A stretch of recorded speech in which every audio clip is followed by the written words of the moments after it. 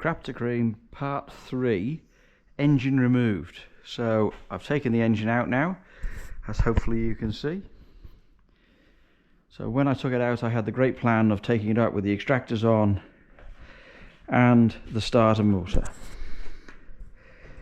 However, those plans were shot to pieces a little bit. I did expect possibly to have to take the extractors off. So I was able to lift it off the engine mounts, got it to a certain point, and then it wouldn't come any further, so I wriggled the extractors off.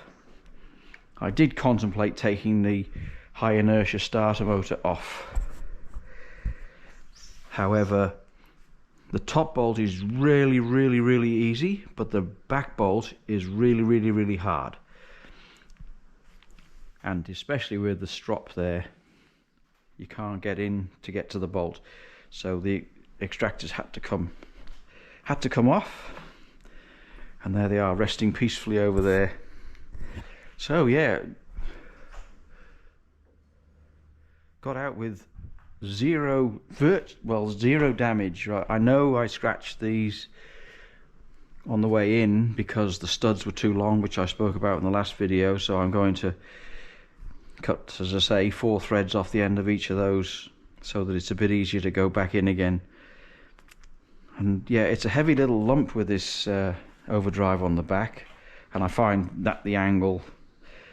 So all out, and now I will transfer it into the bottom shed, strip it off, and then one of the things that I haven't mentioned until now, right, is that when I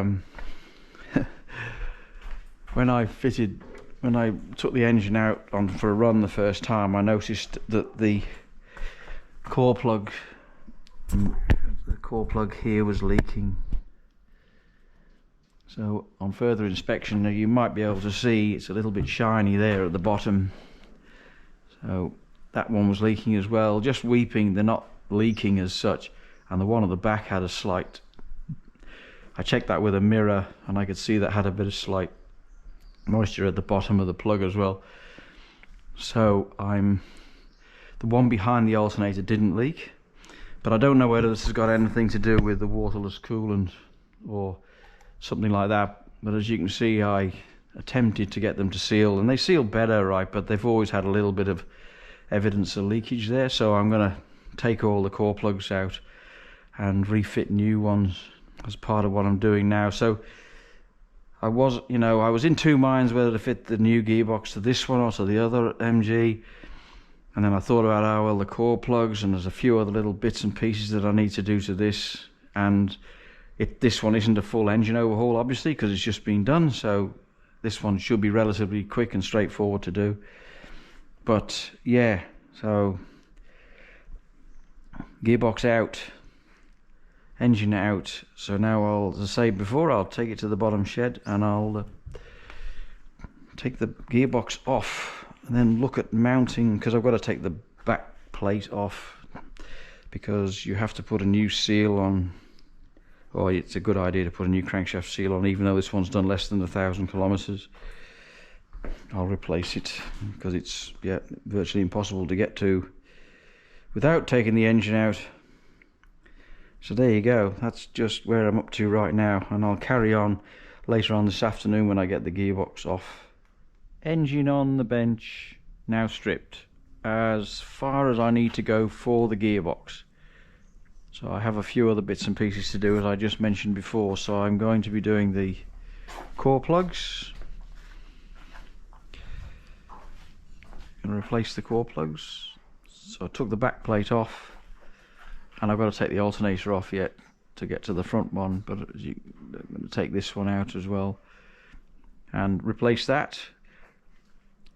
So as you can see, everything has been removed now. Just got to clean a bit of gasket up on that one. One gearbox, one back plate. So if anybody's contemplating fitting the high inertia starter motor, now would be the time to fit it. This bolt here is virtually impossible to get to where it is with the engine, with this back plate in place. So it's struggle like you wouldn't believe to get to tighten that up, and they put a slot in it so you can drop it in and then trying to get and tighten it. So I tried to get a ring spanner in there, I tried to get a socket in there, but nothing will fit, and I think the only thing that fits will be a claw socket. But anyway, I took that off with the back plate. So my suggestion is, if you're fitting one, fit it first with that bolt in, drop the other bolt in here so that hole's lined up, and then that'll all work out fine. I do believe.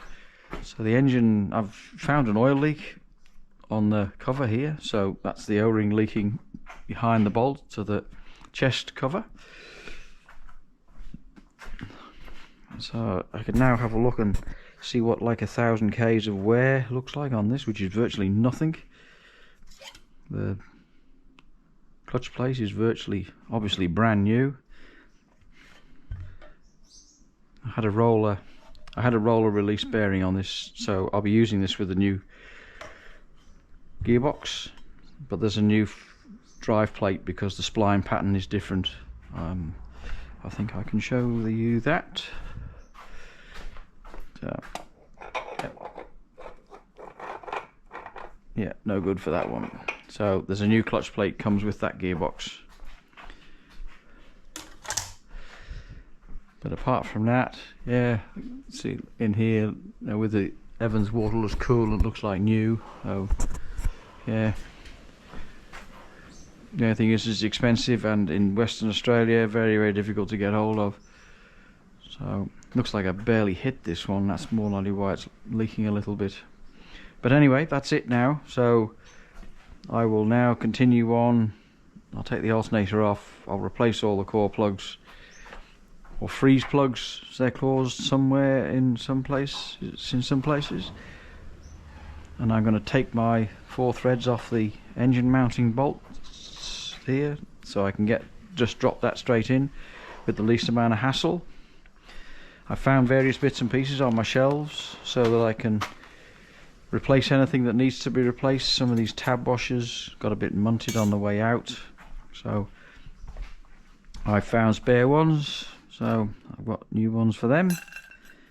So yeah, so Easter Monday, looks forward to possibly carrying on with this, I think. I mean, getting the core plugs out, the freeze plugs, whatever you want to call them, out, and then we'll go pretty shit casting this.